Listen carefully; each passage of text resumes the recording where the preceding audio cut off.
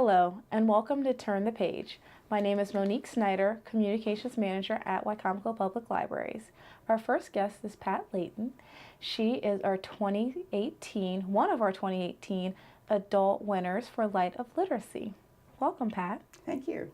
So you have a very healthy volunteer life. You volunteer at the library, but you also volunteer outside the library. Tell us about your outside the library volunteer efforts. Well, there are two main things, I guess. One is the Little Free Library, for which the Light of Literacy Award was given to me. And the other is Agape Ministry. This is a ministry through the Episcopal Church to children of incarcerated parents. So we have enrichment activities for the kids throughout the year, and we have a camp session in the summer for 5 days. That's amazing. It's fun. And I want to talk about both of those things. So tell me more about the Little Free Library. I know I read that you had one on your street or on your sidewalk? The corner of our house. Okay. Our son told us about it about 2 years ago. A man in Wisconsin started it. His mother was a librarian, and in her honor, he made one of these things. They look sort of like a birdhouse. I don't know if you can actually see it, but it has shelves, and he made one and put it on his property, and it caught on.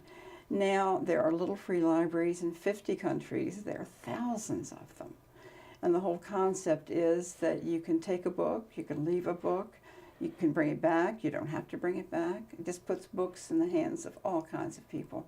That's amazing. So anyone can walk up, take a book if they would like to, leave a book if they would like to, and it's just kind of the gift that keeps on giving. Oh, it's a wonderful. Very fluid effort. I never know when I go out to check it what's going to be there. You know, what will have appeared and what will have disappeared. A Camp Agape, that sounds like a wonderful way to contribute back to community. Just tell us all about that. I'm really interested in what you have done with that ministry. That started about 12 years ago, and it started just as a camp. As time went by, we decided to try to keep the kids together. It's refreshing for them to be with other children who have the same problem. Sometimes you can be ostracized if you have a parent in jail, but when you're with a group, everybody has that problem. You don't necessarily talk about it, but you don't feel different.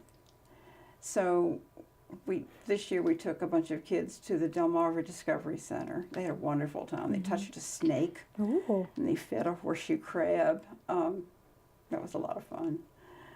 And we have our high school students next month we're taking to the Rock and Roll Revival. I think that's the first time we've done that. That should be fun. So you're really giving experiences to children who may not otherwise have those experiences as well. Partially, but I think the children who join our program are already the children who have amazing caregivers, whether it's their grandmothers or their mothers or their dads, their aunts, whoever's taking care of them. They're the ones who see that they get enrolled in our program, so they're the ones who see they get enrolled in other things too. They're great kids. So what did it mean to you to have won a Light of Literacy Award? It's a great honor, but it's also an embarrassment, Monique. Oh, really? Well, it's so easy to do. You know, the free library is so much fun. I go out to mine every day and check, but I also check the one at Red Swings a couple of times a week. Doug Buck, who was an Eagle Scout, did this for his project. He made 4 little free libraries for around the county, and I have a special interest in the Red Swings one because that was built in memory of our grandson. So I check that one a couple of times a week, and it's just a fun thing to do. People who do tutoring, people who are teaching adults who can't read, or people who are coming here as immigrants, I mean, that's hard work, and that's a true dedicated volunteer. Mine's easy.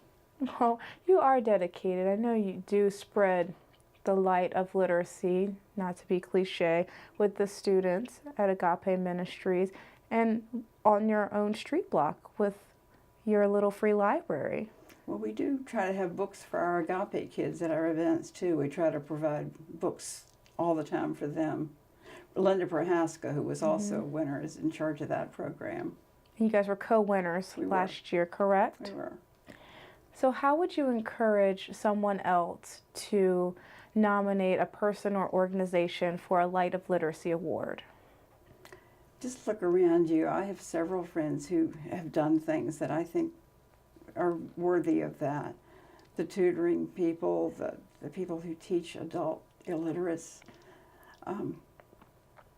Literacy is truly the foundation of education. And if you're not literate, you're doomed. And education's the foundation of democracy. So if we want a democratic country, really truly want to be a great country, education is the main thing. And you kind of touched on this, but I wanted to ask you the importance of literacy in your own words. How vital is that to a person? Extremely. Our second child was in first grade when we left this country and went to Holland for a year and a half. He had not yet learned to read. We put him in a Dutch school, and I was so afraid he would not be able to read English or Dutch. He ended up reading both, and I still don't understand how. Mm-hmm. But I was so afraid at that point he would be damaged, and he's done well. And we were so happy he's come back to this country. He went into third grade, and he was fine.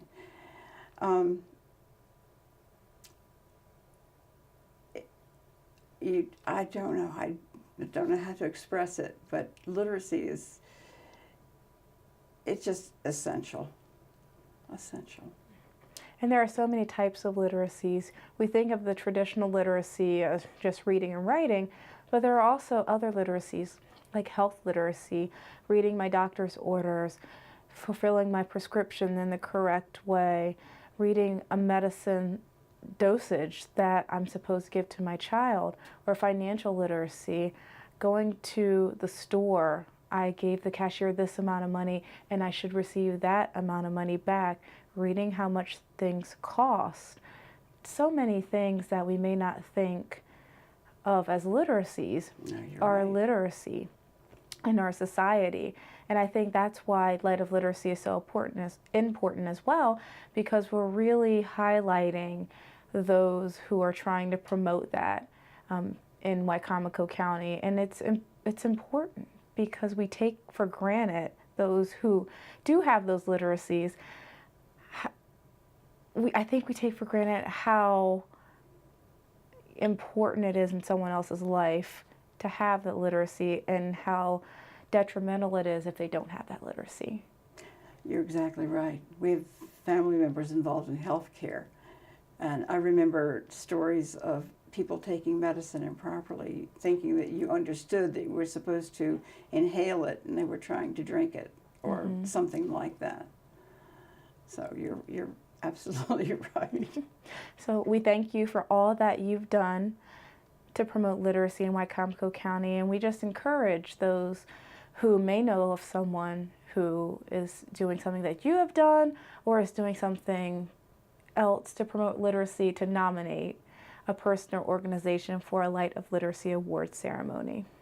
Thank you. Thank you so much for coming, Pat. And thanks, Monique. If you know a person or organization that is doing so well in promoting literacy in Wicomico County, we encourage you to nominate them for a Light of Literacy Award. Information can be found at our website, lightofliteracy.org.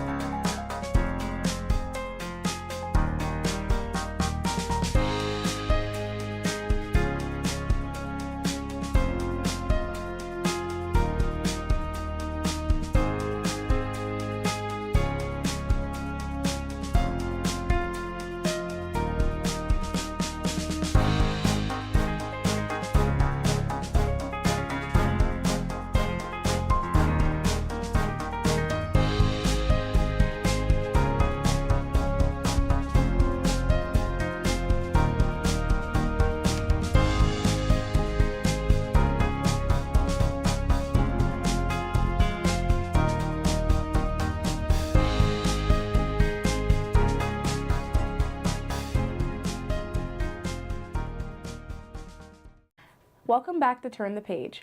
Our next guest is James Tobat. He's a job developer at Dove Point in Salisbury, Maryland. Welcome, James. Thank you. So, in your opinion, why is Project READ important?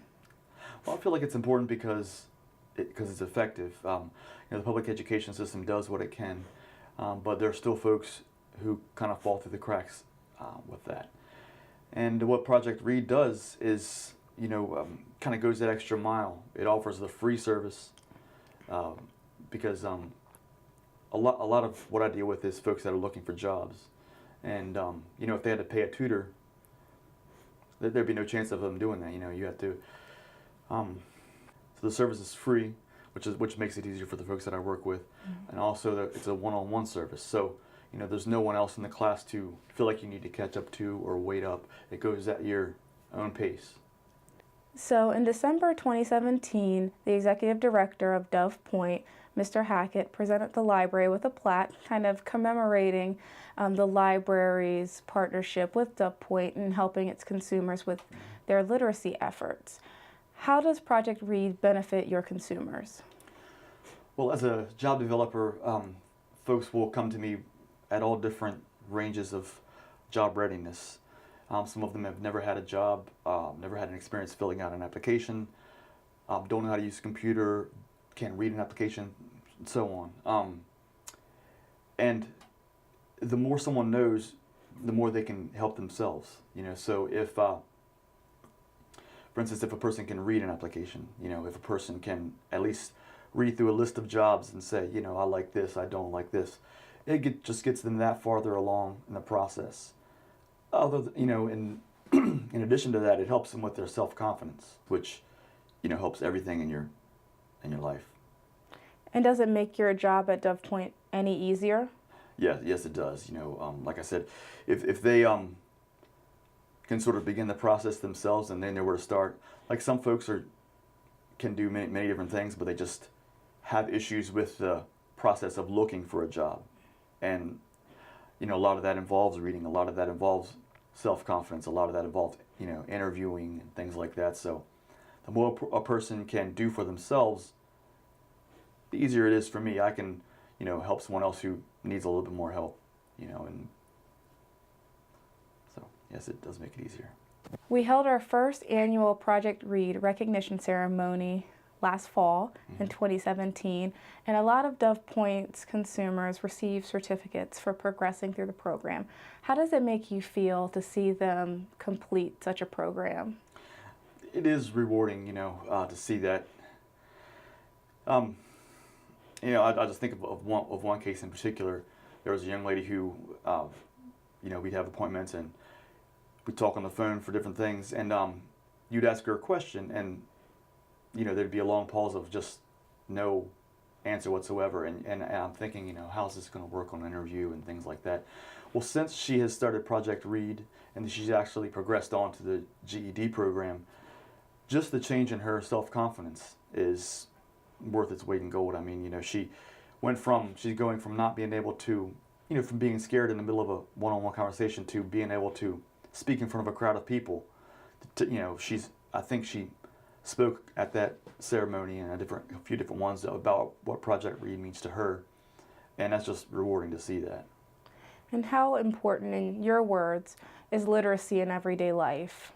I'd say it's extremely important. Everything from just the self-confidence it gives you to know what's happening around you, to know what's expected. It makes you feel like you can kind of navigate the world for yourself a little bit more instead of having to trust someone else all for everything. Thank you so much for being here. And we really do value the partnership between the library and Project READ. It's an incredible program, and we hope that it's something that goes on for many, many years. Thanks for joining us, James. Thanks for having me. And thank you for tuning in to Turn the Page. If you have questions about anything you've seen or heard on today's episode, please visit wicomicolibrary.org.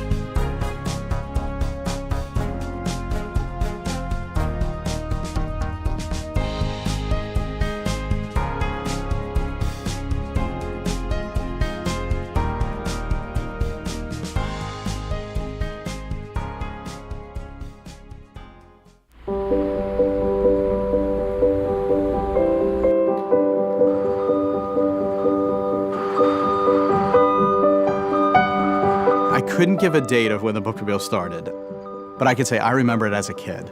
I remember the bookmobile visiting our elementary school and having that opportunity to get on board and use your library card to check out a book. And so it's certainly been a wonderful privilege to have the bookmobile come in here at Fruitland Primary School. Research shows that the more children are exposed to letters, to words, to vocabulary, to writing, ultimately to stories and literature as they're growing and as they're developing, the stronger they will be as lifelong readers. And that starts at that early age, exposing them to that literature. That's where the bookmobile comes in. Every day that it pulls up to the curb, it's bringing that literature to the school, to the students, to where it's needed. You know, many of our students don't have transportation to get to the public library, or in some cases even to get to the mall where we have some of our other satellite library services. So when that bookmobile is able to transport that literature directly into the community, you're bringing it to where it's most needed. And I certainly think by just seeing the smiles of the kids when they're on board, seeing the pride that they have as they select their books, you can see the benefits. That just tells the story right there. I know our parents are enjoying the opportunity to read with their students at home, and we often hear from parents, what are some good books that I can be reading with my child at home? And the bookmobile provides that opportunity to put that book in the child's hand for them to take home and the parent and child to read together. I can remember he was getting ready for a spelling test. And he has his things all over the table, and I have my things all over the table. And I was just like pulling my hair out, like how am I gonna help him with his work and how I'm gonna actually be able to focus on mine. His grades were not so good. It kind of made me want to give up on school and just focus on what I had to do for him. I said, let me try to reach out. So I reached out. I called the library. I said, hi, do you guys have anything that I can do for tutoring? And they were like, we're rolling out this new one-on-one homework help, and they'll help him with whatever he's studying. She was like, well, we're actually gonna be starting this at 3 o'clock today. Here we go. How are you? Come here. I'm so happy to see you. I'm glad you're here. You got some homework to do tonight. So when he comes in, he signs in, and she asks him, what are we doing today? What do you want to start with? And he knows he's special. He knows. And he loves it. He looks forward to it more than he does coming home riding his four-wheeler or going to the park. And then I go over there and I crack my books open and I can focus. And he can focus. So it's helped me tremendously. When we started homework help, his grades were D's, E's, NI's, incompletes. And since then, he has gotten 6 A's. You can't put a price on how Miss Tracy works with my son, and she's just finding different ways for him to get educated. In my mind, as a nurse, soon to be, I'll be finding different ways for my patients to get well. So it goes hand in hand because you're helping somebody become better. It's so important to focus on what our next generation needs to succeed.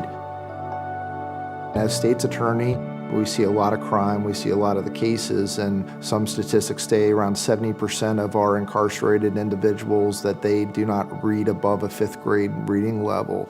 So these are individuals that don't derive the same benefits that the literate have derived from a lifetime of reading. I was able to be brought in and see a lot of the programs that the library has, and we're just very fortunate in the community to have a library that cares about its citizens and care about its children, and they're just doing so much to increase the literacy rate here and get children excited about reading. I just see that as benefiting the health and well-being of our community. My favorite books to read to the children are books about exploring space, being an astronaut. And one of my favorite was To the Moon, and it was about Neil Armstrong, Michael Collins, and Buzz Aldrin going to the moon. And I have a real Apollo era spacesuit. They just love seeing the suit in the book, and then they love just seeing it come out of the bag and playing with it. One of the benefits of our local library system is they have a job center, so they help with resume rating. They help with the job searches, and they provide the computers so that people can communicate with employers in case they don't have a computer at home. These are all incredible incredible benefits of our local Wicomico County Public Library. And I'm just very thankful for the services and the support that the Wicomico County Library System provides to our citizens.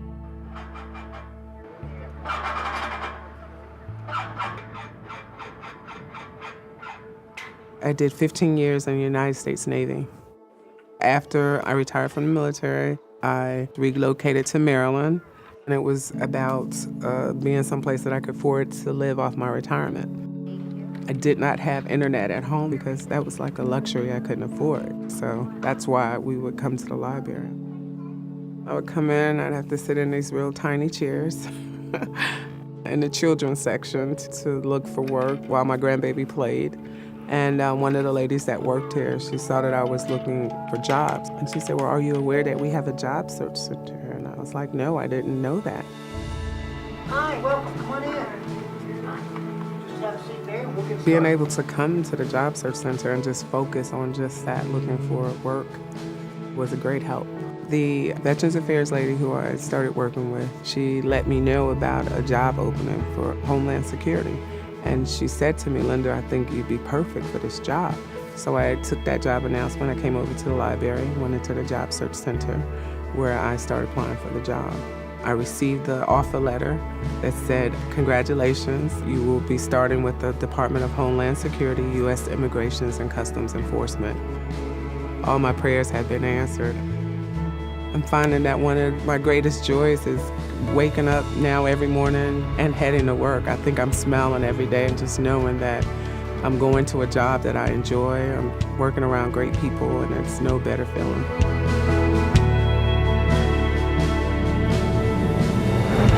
Everything that we do here is in service to our mission, which is to enrich lives and to build our community. The libraries are really becoming more of a community hub. They have all kinds of activities, programs like cooking classes, things like how to create a comic book, and they also have things like yoga classes, and at no cost. People come in and they just thank you because they didn't know that the library provided things like that. It's always our goal, always, to go over and beyond and to exceed people's expectations. Our mission number one is to serve our community. Anything that we can do to enrich their lives, we're just here to serve.